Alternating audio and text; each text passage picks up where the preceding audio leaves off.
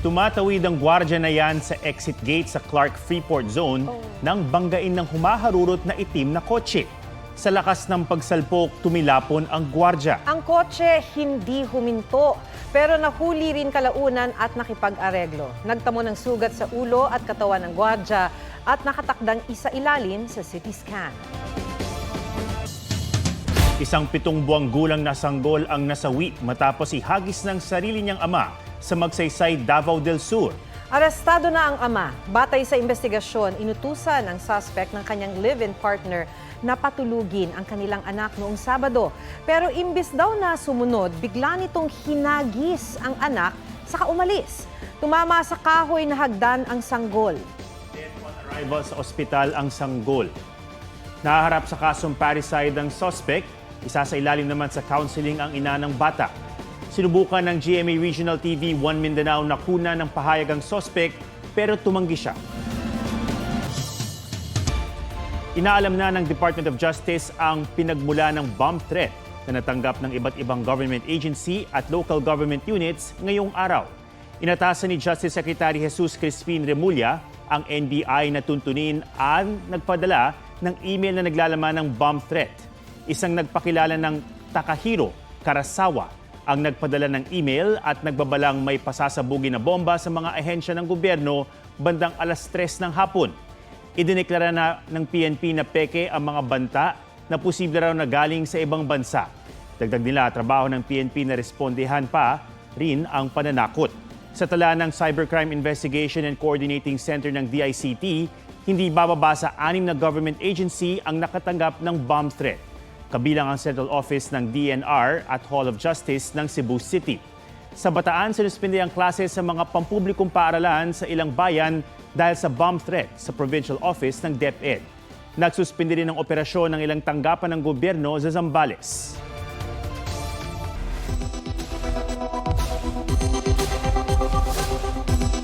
Dapat seryosohin ang anumang bomb threat at i-report ito sa kinauukulan. Narito po ang tips ng PNP sakaling makatanggap ng bomb threat.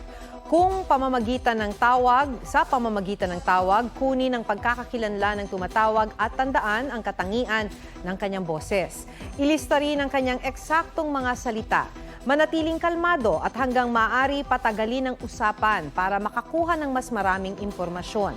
Kung handwritten o kaya type notes, ingatan ito para mapanatili ang mga marka at fingerprint. Agad itong i-forward sa mga kinauukulan para masuri. Iwasan ding magpakalat ng mga hindi beripikadong impormasyon online para hindi ito magdulot ng takot sa publiko. Kung may matagpuan namang kahina-hinalang bagay o bagahe, huwag itong lapitan o galawin. Huwag ding gumamit ng electronic gadgets tulad ng cellphone, handheld radio at iba pang kagamitan pangkomunikasyon sa layong 300 talampakan. Ipagbigay alam ito sa pulisya para mapuntahan ng bomb squad. Inirekomenda na ng Incident Command Post ng Mako LGU na mula Search and Rescue sa Search and Retrieval na tumutok ang kanilang operasyon sa landslide sa Mako, Davao de Oro. Umabot na sa 68 ang nasawi.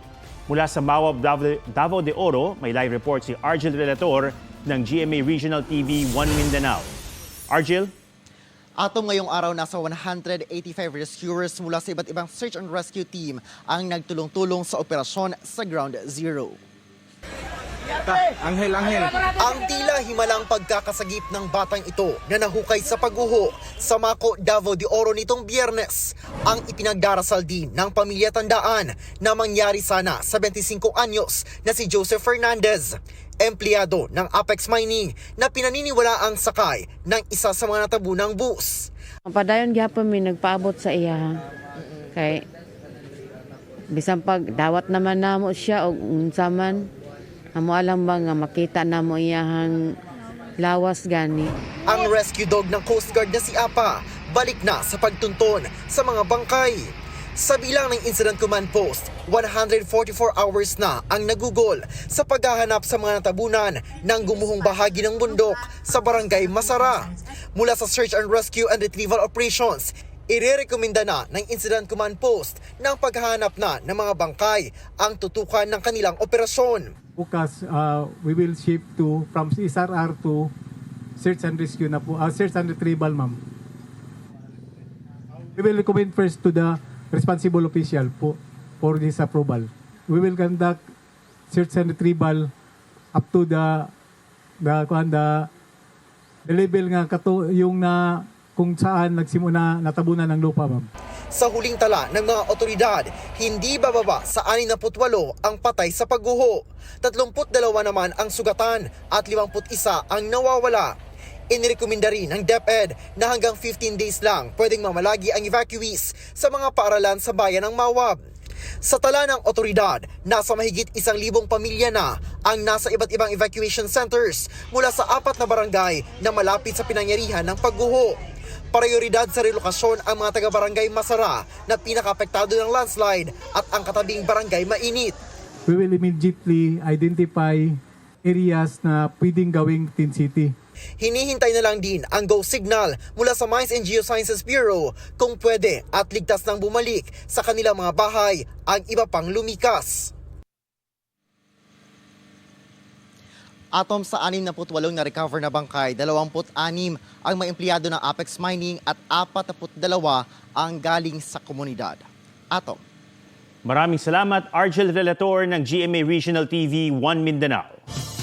Wala raw sa konstitusyon ang problema para gawing bukas ang ekonomiya ng bansa sa foreign investors. Yan ang iginiit ni retired Supreme Court Associate Justice Antonio Carpio sa pagdinig ng Senado sa resolution of both houses 6. May report si Ian Cruz.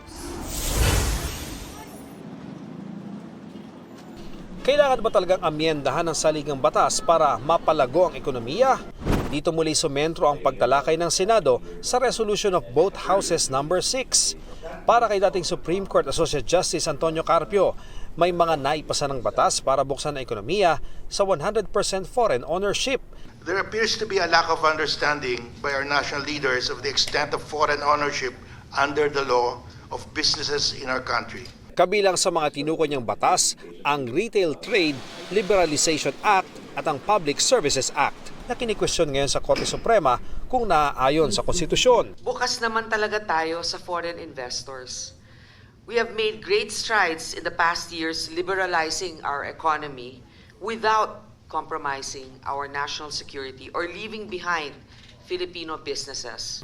Git ni Carpio, hindi saligang batas ang pumipigil sa pagpasok ng foreign investments, kundi ang pagiging mahal ng kuryente, burokrasya sa pagbubukas ng negosyo, at di maayos na infrastruktura para sa transportasyon.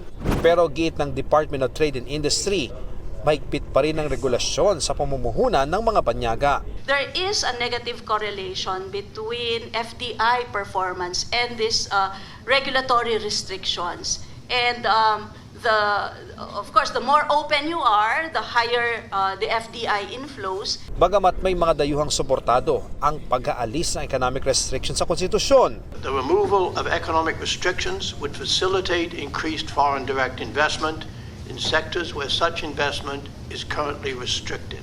May ibang dayuhang nag-aalala rin sa ibubunga ng mainit na debate. We got some calls from some of our members following the news and the political debate about how this might unfold. There is some uncertainty out there, yes. Oras na lumusod sa Senado ang resolusyon, pwede na raw itong agad sang ayunan ng Kamara. Paubos na raw kasi ang panahon para maipatupad ang pagbabago ng mga economic provisions ng saligang batas. We need to do this now. And we can't waste time when it comes to amending our constitution. After the Senate acts and the House will meet, and assuming we agree in everything, ipaplebisito mo pa yan. You're talking about 2027 and 2028. And we all know by 2027, 2028, everybody's preparing for the presidential elections. Nauna na sinabi ni Senate President Mig Zubiri na hindi mamadali ng Senado ang pagtalakay sa resolusyon. Ian Cruz nagbabalita para sa GMA Integrated News. Kinumpirma na ni Bea Alonzo at Dominic Roque ang kanilang hiwalayan. Nagbigay naman ng pahayag si Boy Abunda tungkol sa kanilang statement na may mga nagkumpirma raw ng kanilang breakup nang wala nilang pahintulot. May report si Nelson Canlas. Straight from Bea Alonso and Dominic Roque's social media accounts, they have mutually decided to amicably end their engagement. Hindi raw ito madaling desisyon. Mas gusto raw sana nilang bigyang oras na mapag-isipan ito ng husto at ipagdasal ito, pero marami na raw espekulasyon, tanong at insulto. May ilan pa nga raw na nagkumpirma ng kanilang breakup nang hindi nila pinahihintulutan. Kaya pinili raw nilang i-anunsyo ang kanilang hiwalayan para sa kanilang peace of mind. Hininga namin ang reaksyon tungkol dito si Boy Abunda, na isa sa mga huling nagbalita ng hiwalayan, batay raw sa kanyang source. May dahilan para mag-react nun sa statement. Pero I'm not going to do that now. Kasi I realize na people involved in this controversy are going through pain. Masakit maghiwalay, masakit ang mapunta doon sa sitwasyon na yon. Even pain deserves respect at pinipili kong manahimik.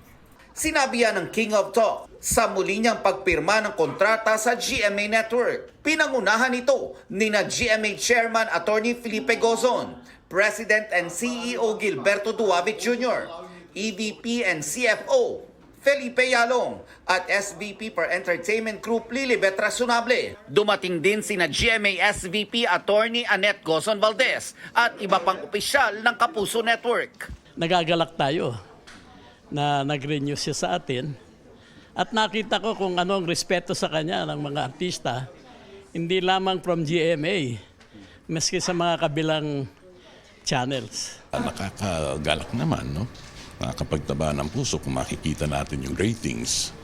Patunay lang na with Boy, yes, the answer is yes. So we look forward to many more years. Papasalamat tayo kay Boy sa tiwala niya. What kept me going from the very beginning was my unflinching belief in the power of the interview. So, ang dami ko pa rin natututunan. Paano ko ba hihikayatin si nanay, si tatay at ang kapuso para manood, para may bagong mapanood? Nelson Canlas nagbabalita para sa GMA Integrated News. Patay ng matuklaw umano ng ahas ang isang 3 taong gulang na bata sa Katarman, Northern Samar. Ayon sa magulang ng bata, nasa loob ito ng banyo nang biglang umiyak. Sumbong ng anak, kinagat siya ng ahas sa paa. Pinatay raw agad ng ama ng bata ang ahas nang makita na ayon sa kanya ay may kulay na itim at dilaw. Dinala pa ng ama ang anak sa albularyo pero binawian na ng buhay sa biyahe pa lamang.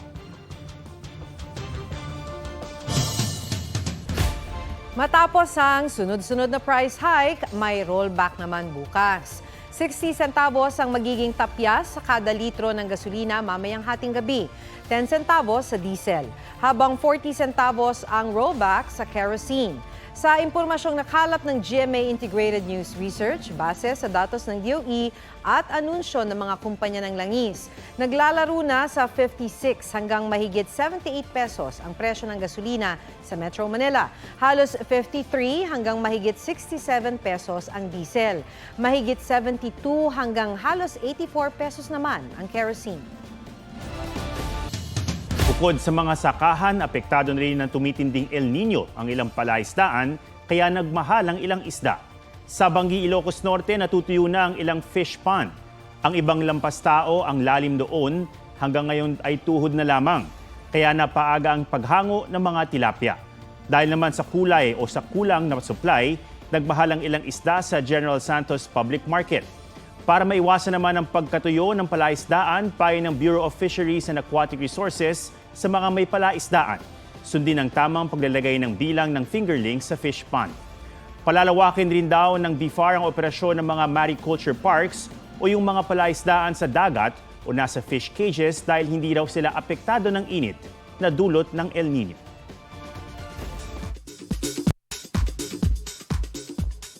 On Spotlight, ang panonood ni Taylor Swift ng Super Bowl. Matapos ang The Eras Tour sa Japan, lumipad pa Amerika si Taylor para suportahan ang boyfriend na si Travis Kelce. Doble ang saya ng Kansas City Chiefs player na nanalo na kontra sa San Francisco 49ers na bigyan pa ng kiss and hug ni Taylor.